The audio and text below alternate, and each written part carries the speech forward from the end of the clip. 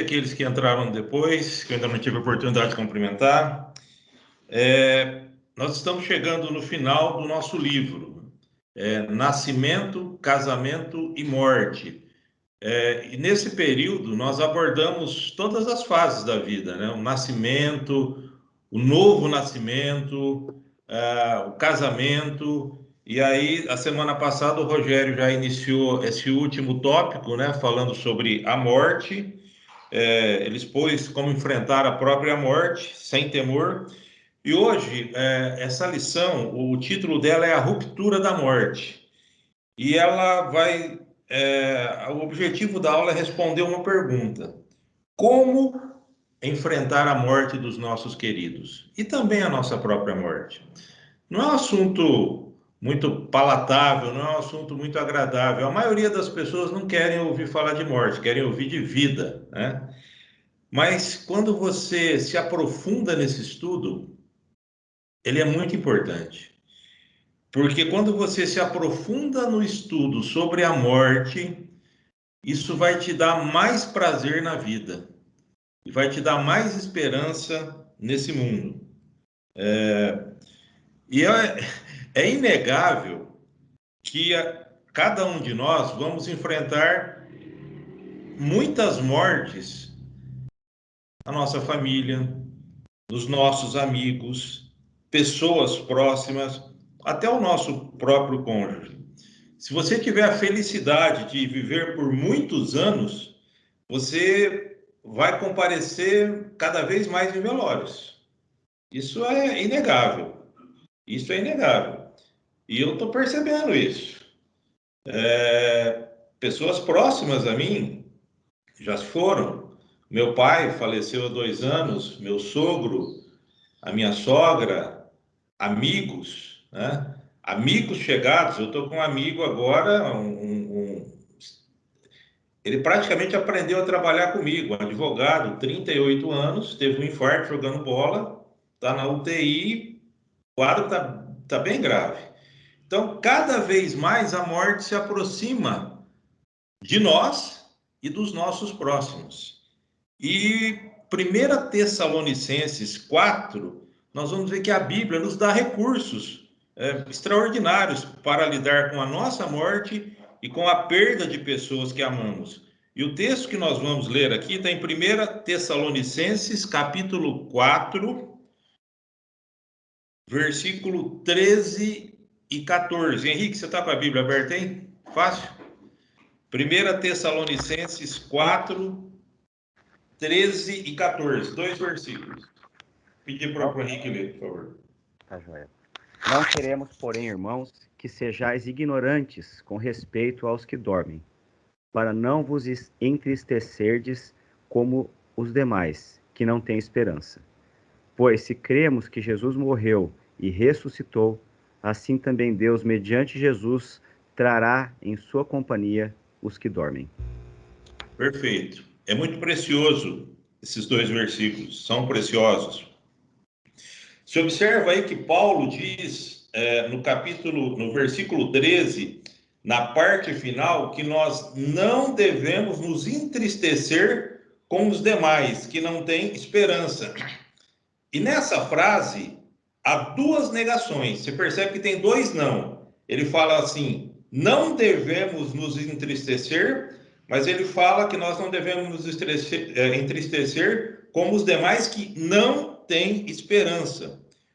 Na verdade, essas 2 negativas, elas implicam uma afirmação de Paulo aqui. Ele está dizendo aqui, eu quero que vocês se entristeçam, mas com esperança. Isso muda tudo. Isso muda tudo. Quero que se entristeçam com esperança. Ele quer que os cristãos realmente se entristeçam quando morre um amigo, quando morre um parente, quando morre um familiar, mas não é um entristecimento que leva ao desespero, que leva à amargura.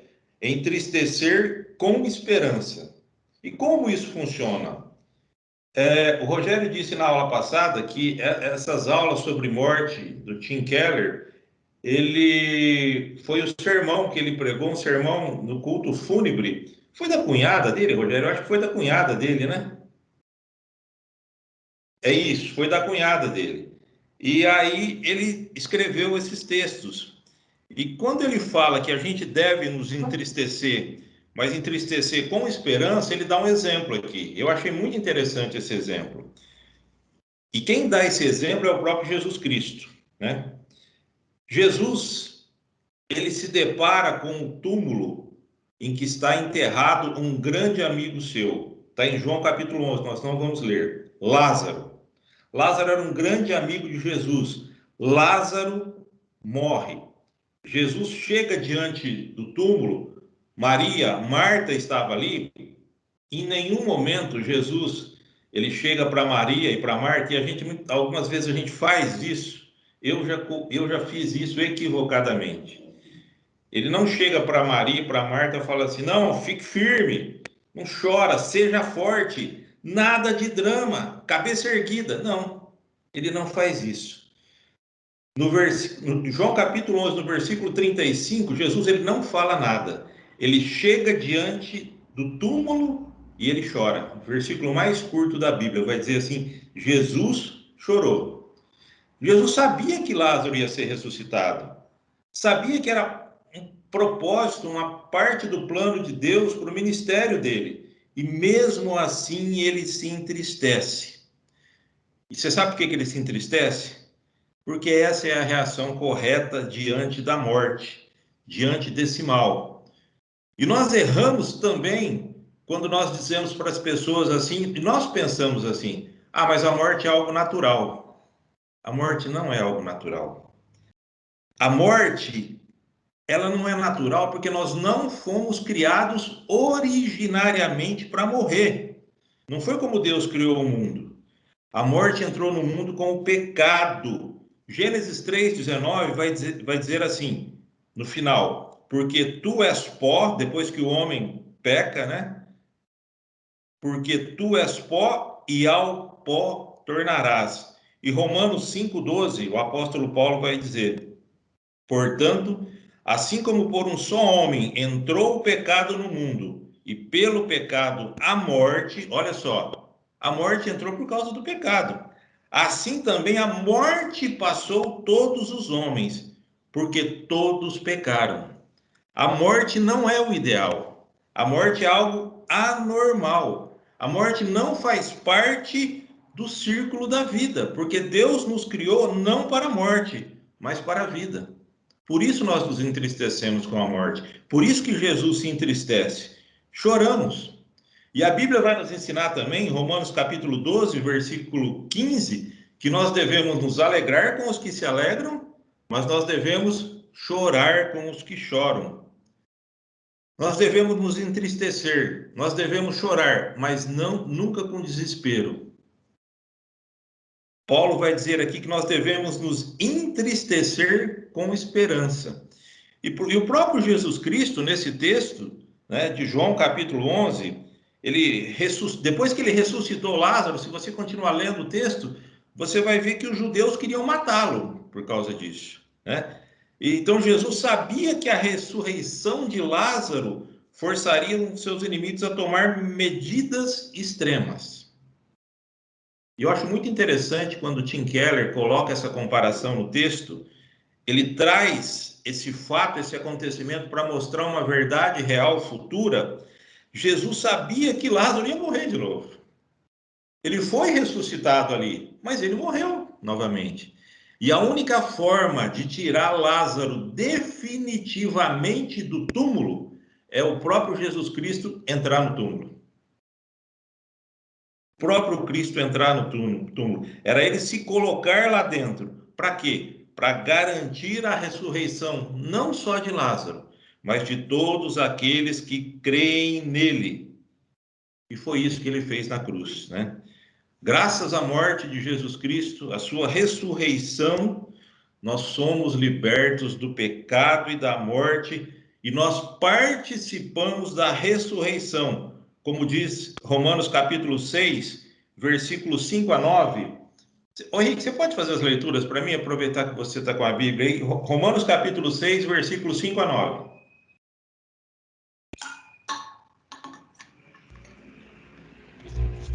Porque, se fomos unidos com ele na semelhança da sua morte, certamente o seremos também na semelhança da sua ressurreição. Sabendo isto, que foi crucificado com ele o nosso velho homem, para que o corpo do pecado seja destruído, e não sirvamos o pecado como escravos, porquanto quem morreu está justificado do pecado. Ora, se já morremos com Cristo, cremos que também com ele viveremos, sabedores de que, havendo Cristo ressuscitado dentre os mortos, já não morre, a morte já não tem domínio sobre ele.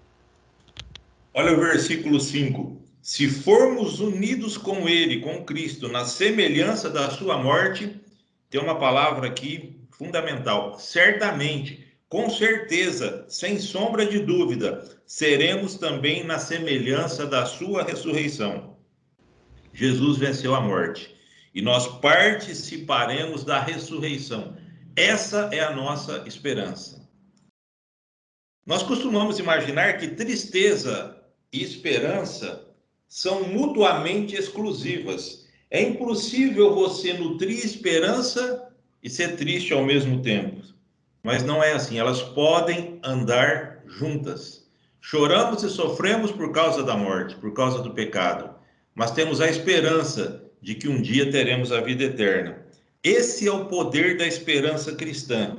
E o autor do livro, ele coloca, depois ele começa a falar sobre o poder dessa esperança cristã. Então, nós vemos aqui que a dor e o sofrimento pela morte de um ente querido não é pecado.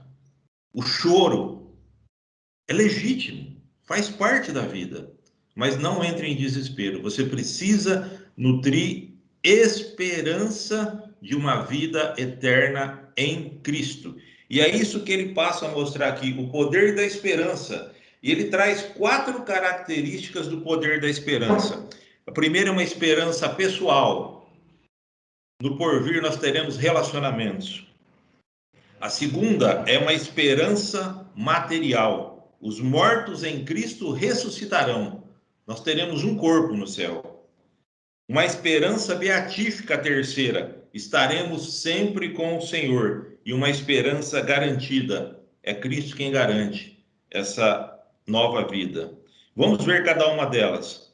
Primeiro, esperança pessoal. Por que esperança pessoal?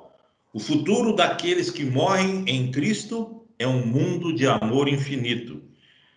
O texto, se você quiser acompanhar comigo, eu vou ler aqui em 1 Tessalonicenses, capítulo 4, versículo 16 a 18, ele é muito importante. Ele vai dizer o seguinte: porquanto o Senhor mesmo, dada a sua palavra de ordem, ouvida a voz do arcanjo e ressoada a trombeta de Deus, descerá dos céus. E os mortos em Cristo ressuscitarão primeiro. Depois, nós, os vivos, os que ficarmos, seremos arrebatados juntamente com ele entre nuvens para o encontro do Senhor nos ares, e assim estaremos, preste atenção nessa frase, estaremos para sempre com o Senhor. Versículo 18.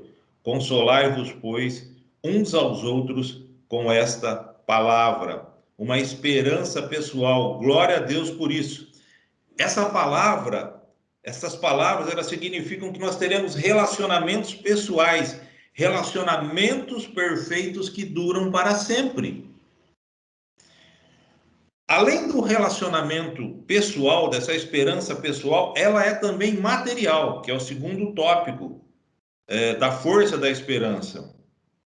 Nossa esperança também é material, porque no final do versículo 16, ele vai dizer o seguinte: os mortos em Cristo ressuscitarão primeiro. O que ele quer dizer com isso?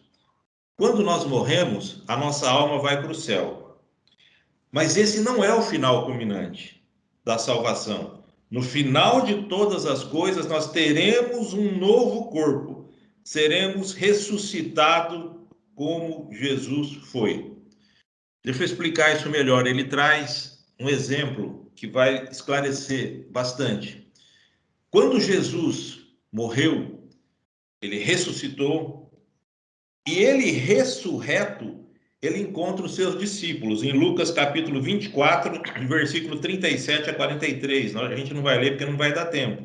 Mas o fato é que os discípulos estão ali, Jesus encontra com os seus discípulos e ele vai dizer que ele era de carne e osso. Eu falo assim, os discípulos não acreditam, mas é o Senhor mesmo? Eu falo, não, sou eu. Carne e osso, olha aqui para mim, pode pegar aqui. Ele não era um espírito. E para provar isso, Jesus come com eles. Jesus come com ele. Jesus ensinou a seus discípulos e nos ensina hoje que, ao contrário de várias religiões, de outras religiões, o cristianismo ele não promete só um futuro espiritual, mas ele vai dizer que os céus e a terra serão renovados. Um mundo material, não é um mundo espiritual. Nós viveremos num mundo material aperfeiçoado. E nesse mundo não existirá mais lágrima, enfermidades, mal, injustiça e a morte. Nosso futuro não é imaterial. No reino de Deus, nós não vamos levitar como fantasmas, não seremos espíritos. Nós vamos caminhar, comer, abraçar, ser abraçados, vamos amar. Você vê em Apocalipse que nos céus, a visão dos céus, as pessoas estão cantando, louvando a Deus. Isso vai dizer, implica em dizer que nós teremos cordas vocais, nós vamos cantar, nós vamos comer e beber como o Filho do Homem. Essa é a esperança que temos. A nossa alma vai para os céus e também o nosso corpo será renovado, será glorificado. Isso é muito importante. Essa é uma esperança que temos. Além do mais, ele traz uma terceira força dessa esperança, que é uma esperança beatífica. O que é que diz isso, esperança beatífica? Você vai estar junto com o Senhor Jesus Cristo. A esperança pessoal, a esperança material são acompanhados dessa esperança beatífica. Paulo não diz que simplesmente estaremos juntos com os outros. Ele vai dizer que nós estaremos com o Senhor para sempre. Isso a gente viu no final do versículo 17, 1 Tessalonicenses 4,17, que eu falei para a gente prestar atenção nesse versículo. Estaremos para sempre com o Senhor. Estaremos para sempre com os nossos queridos que morreram em Cristo. E estaremos para sempre com o Senhor. Um corpo material. E Paulo fala ele esclarece isso em 1 Coríntios, capítulo 13, versículo 12, quando ele diz: porque agora vemos como espelho, obscuramente. Então veremos face a face. Agora conheço em parte. Então conhecerei como também sou conhecido. Qualquer coisa maravilhosa que você já tenha visto nesse mundo, as 7 maravilhas do universo, nada disso será comparado com a experiência gloriosa e maravilhosa que teremos nos céus como filhos de Deus. Temos uma esperança espiritual relacional, temos uma esperança material e temos uma esperança de estarmos juntos com o Senhor para sempre. E ele termina trazendo uma quarta esperança, uma esperança garantida. E ele vai dizer que enquanto nós cremos em outras religiões, que algumas delas até creem em vida futura, elas não oferecem a garantia de quem desfrutará dessa vida futura. Em 1 Tessalonicenses, capítulo 4, versículo 14, Paulo vai dizer o seguinte: pois se cremos que Jesus morreu e ressuscitou, assim também Deus, mediante Jesus, trará em sua companhia os que dormem. Sobre o que Paulo está falando aqui? Ele está dizendo que o salário do pecado é a morte. Romanos capítulo 6, versículo 23. É isso que nós merecemos. Nós merecemos a morte. Mas Jesus Cristo, quando ele entrega voluntariamente a sua vida, quando ele entra no túmulo, no lugar de Lázaro, ele entrou no túmulo em nosso lugar, ele pagou essa dívida. O salário do pecado é a morte, mas Jesus ele paga essa dívida e a lei não tem mais o direito de nos deter. Quando um sentenciado, um criminoso, ele cumpre a sua pena, Ele quitou a pena. O Estado não tem mais o direito de prendê-lo de novo por aquele crime. E é isso que Jesus faz para a gente. Mas nós não pagamos essa sentença. Jesus, ele pagou por nós. Ele morreu. A lei e a morte não podiam mais detê-lo. Romanos 8, capítulo 1, vai dizer o seguinte: agora já não há mais nenhuma condenação para aqueles que estão em Cristo Jesus. Se nós formos resumir essas quatro forças da esperança, e é isso que nos motiva, é isso que nos dá realmente esperança, embora a dor, o sofrimento, elas são presentes, eu sei o que é isso, eu vivi de perto isso. Eu conversei com o pai desse jovem que está na UTI, aliás, eu não consegui conversar porque ele só chorava. Essa é uma dor que eu espero, peço a Deus para jamais ter na minha vida, ver a morte de um filho ou de um neto que seja, porque não é o que você se espera, você se espera que os mais velhos partam primeiro, mas é uma dor e todos nós sentimos essa dor, isso é natural, mas nós temos essa esperança que um dia nós encontraremos novamente os nossos entes queridos. Não reconheceremos assim, não seremos como marido e mulher, como pais e filhos, porque a Bíblia vai dizer que nos céus, né, não se casam, não se dão em casamento, mas nós reconheceremos porque nós teremos esse corpo, não da forma como está, né? Outro dia eu estava me perguntando, será que eu vou ser careca lá no céu? Mas graças a Deus diz que tudo vai ser restaurado, né? Teremos um novo corpo, um corpo glorificado, né? Graças a Deus por isso. Nós estaremos juntos uns com os outros.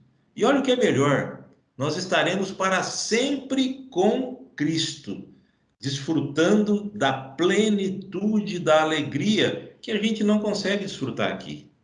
Essa é a esperança que temos, essa é a nossa esperança. E ele conclui aqui, eu quero concluir, e eu quero ler aquilo que o Tim Keller escreve aqui. E ontem à noite eu estava lendo esse texto novamente e eu fui muito impactado com ele, sabe? Essa conclusão, essa narrativa bíblica que ele faz, e ele pega o texto bíblico e traz para a sua vida. Eu acho que é um dos teólogos que melhor consegue extrair o texto bíblico e aplicar no seu coração de uma forma prática. E eu quero terminar essa aula com aquilo que o Tim Keller escreve na conclusão. Em Marcos 5, Jesus é levado a um quarto em que há uma garotinha morta. Essa garotinha é a filha de Jairo. Todos choram alto e se lamentam, mas Jesus está calmo. Senta-se e segura a mão da menina. O relato de testemunhas oculares registra as palavras em aramaico que Jesus Cristo disse a ela: Talita, cumi, cuja tradução mais apropriada é: meu amor, levanta-se. E ela se levantou. Jesus senta-se, segura a mão da menina e fala com ela como um pai ou uma mãe fala com uma criança em uma manhã ensolarada. Jesus diz: meu amor, é hora de se levantar. O que Jesus tem diante de si naquele momento? A força mais tremenda e implacável que a raça humana precisa enfrentar: a morte. E com um leve movimento da mão, ele faz a menina se levantar. E a sua forma de dizer, preste bastante atenção aqui o que ele disse agora. Se eu o seguro pela mão, e se você me conhece pela fé, nada pode lhe fazer mal. Até mesmo a morte, quando chegar, será apenas como despertar de uma boa noite de sono. Se eu o seguro pela mão, até mesmo a morte, quando chegar, apenas o transformará em alguém mais extraordinário. Nada pode lhe fazer mal. Fique em paz. Amém. Que Deus nos abençoe e que essa aula, né, esses textos bíblicos, realmente possa falar profundamente o nosso coração e cada dia mais nutrir esperança. Nós estamos nas mãos do nosso Salvador. Nada pode nos fazer mal, nem a morte. Ele está dizendo aqui que quando nós morrermos, quando um ente querido morre, quando estamos em Cristo, Jesus ele está lá para dizer assim, ó, levanta. Nós acordaremos numa posição e num lugar muito melhor e viveremos para sempre com Cristo. Que Deus nos abençoe. Vamos orar? Eu vou orar e depois a gente vai abrir. Nós temos algum tempo. Se alguém quiser dar algum testemunho e alguma pergunta, a gente vai fazer, tá bom? Obrigado, Senhor, por esse momento tão precioso, pela tua palavra, Deus, por estes textos bíblicos preciosos e que o Senhor nos ensina, Pai, a descansar no Senhor. Até mesmo a maior e mais poderosa inimiga das nossas vidas, a morte, ela não tem poder sobre nós. Não tem poder sobre nós porque o Senhor venceu a morte.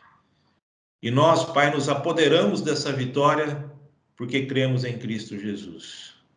Abençoe aqueles queridos que perderam familiares, amigos, entes queridos, que sofrem com a dor do distanciamento nesse mundo. Mas eu oro, Pai, para que o Senhor nutra a esperança de que um dia todos nós haveremos de nos reencontrar e viveremos para sempre com Cristo. Em nome de Jesus. Amém. Irmãos, esse texto, essa aula falou muito comigo, sabe? Eu gostaria de saber de vocês, se vocês têm algum comentário adicional, alguma experiência para compartilhar. Temos uns 15 minutos ainda. O seu, uma coisa que está dando eco, né? Não, tá bom. Certo? Uma coisa que às vezes a gente não pensa é na questão do...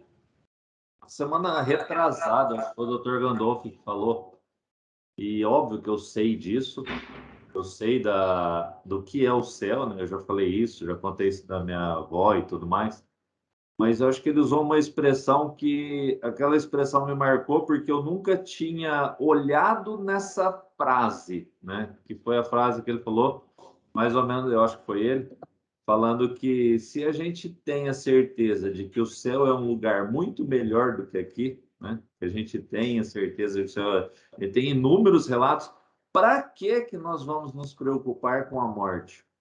Para que nós vamos nos preocupar se nós vamos morrer ou alguma coisa desse tipo? E aquilo me marcou dentro dessa ótica, que é a certeza que nós temos em Cristo de que desfrutaremos do céu. Lógico, se nós não tivermos essa certeza, não, eu não tenho certeza que eu vou para o céu, eu tenho que ficar preocupado mesmo. Eu tenho que ficar preocupado mesmo. Mas quando a gente tem essa certeza, aquilo me marcou porque eu nunca tinha olhado nessa questão, ó, não andar ansioso com a morte, porque o céu é muito melhor do que aqui. Então, isso acho que teve ligação e está forte na minha cabeça essa expressão. Isso que você falou, quando eu tive um infarto e quando eu coloquei um stent, depois, antes, eu tinha muito medo de morrer, mesmo crente. Mas depois disso, eu até falava para a Flávia, hoje eu não tenho mais medo de morrer, não. Eu tive à beira da morte, eu não tenho mais medo, né? Aí eu fui, até eu fazer a cintilografia terça-feira.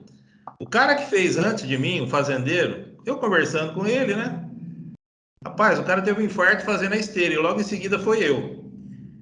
Rapaz, aquele sentimento veio de novo. Meu Deus, e se acontece esse negócio comigo? Não adianta, nós somos pecadores. A gente sabe que o céu é um lindo lugar, é o melhor lugar, mas ninguém quer ir, rapaz. É impressionante. Até acontecer alguma coisa, até você ter uma notícia trágica, né? Mas é essa esperança que Jesus falou, é por causa do pecado. A gente sabe, a morte, né, é fruto do pecado. Então, esse sentimento de angústia, de desespero tem. E eu estava muito tranquilo, cara. Aí eu cheguei e falei, mas gente, eu sei de tudo isso e vou com medo de fazer o exame? Pô, também o cara teve um infarto antes de mim, né, Henrique? Aí eu perguntei pro médico assim, doutor, se o senhor viu alguma coisa, o senhor fala, eu paro, a gente liga pro meu médico. Ele começou a rir, né, porque eu já faço esteira com ele, acompanhamento todo ano, né? Ele falou, não, Alceu, você está zerado. Saí de lá, fui jogar tênis. Então, para você ver, né? O medo que faz, né? Então, mas é natural, somos frágeis. Somos pecadores, né? Ô, Guerra, eu acho que quem disse essa frase foi Rogério Cruz. Foi ele que deu a aula sobre morte primeira. Eu assisti. Agora, essa aula de hoje, para mim foi espetacular, impressionante. Pô, mas você é crente há tanto tempo. Eu sei, não é isso. Estou confessando que essa aula, para mim, preencheu algumas lacunas do sofrimento com a morte. Que coisa que é a palavra de Deus, né? A palavra de Deus nos consola, nos alerta, nos prepara, nos purifica.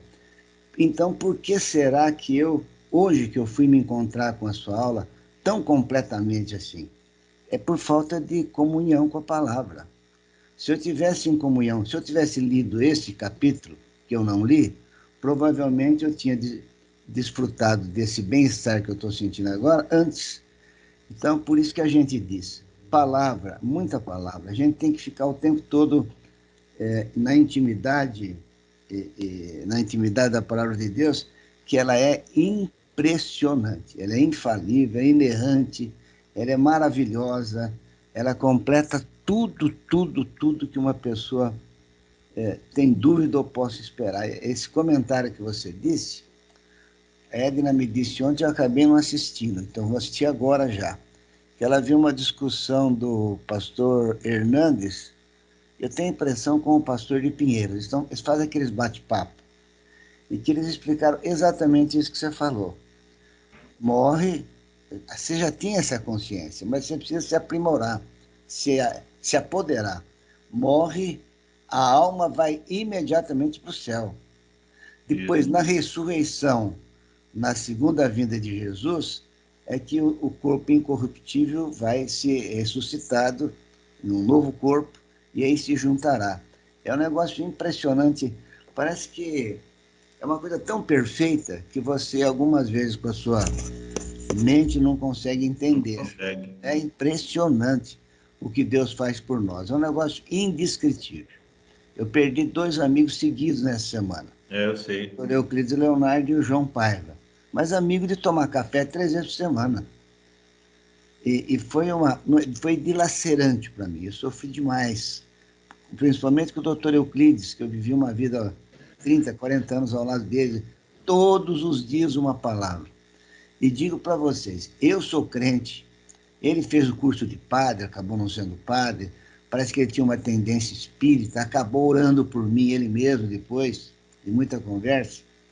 Mas eu confesso para vocês que ele me trouxe mais, a palavra não é bem conforto, eu tive muito mais privilégios nessa amizade, tenho certeza, do que ele com a minha presença.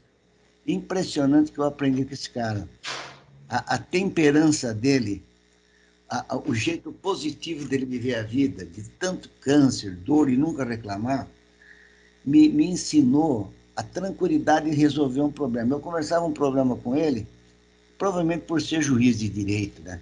Ele tinha pausa, mandava eu explicar de novo, depois ia dissecando com calma esse problema. E o homem falava muito em Deus. A questão da salvação, eu não estou discutindo. Agora, na hora que eu te contei essa semana, na hora do velório, tinham lá vários juízes, alguns promotores. Eu não conheço todo mundo. Não tinha lá muita gente. A família, são 4 filhos. Um que trabalha no Itamaraty, né? Ele é adido, como é que chama? Diplomata. Diplomata. Um que é médico e 2 moças gêmeas. E eles pediram para que eu falasse. Eu estava conversando com o Geraldo, que é juiz daí da igreja.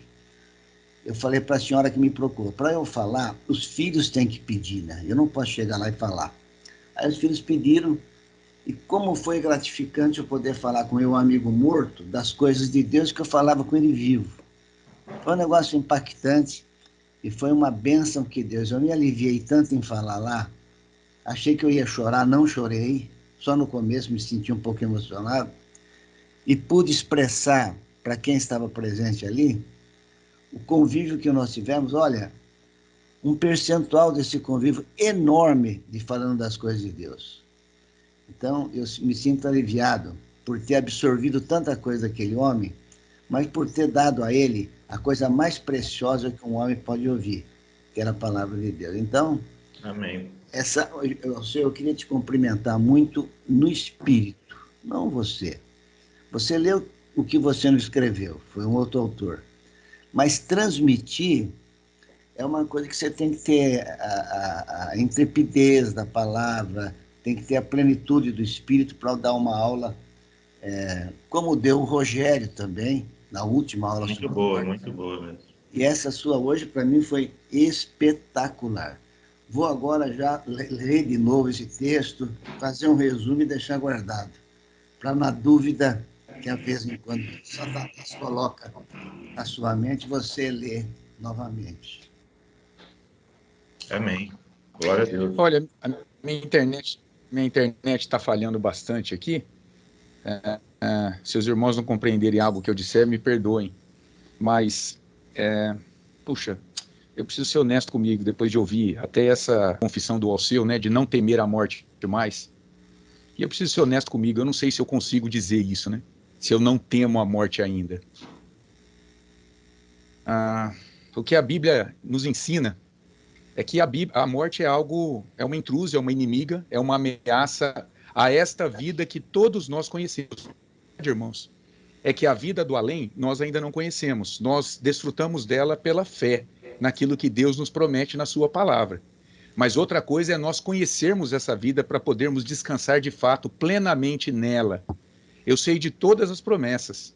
E o que a Bíblia me mostra, por exemplo, quando eu olho para a vida de Elias, que pediu a morte quando perseguido por Acabe e Jezabel, quando Paulo, em Filipenses capítulo 1, diz que era melhor morrer e estar com Cristo, o que seria incomparavelmente melhor, esses homens, de certa maneira, não temeram a morte, por terem comunhão com Deus, comunhão verdadeira, adorarem a Deus em espírito e em verdade, lá no íntimo.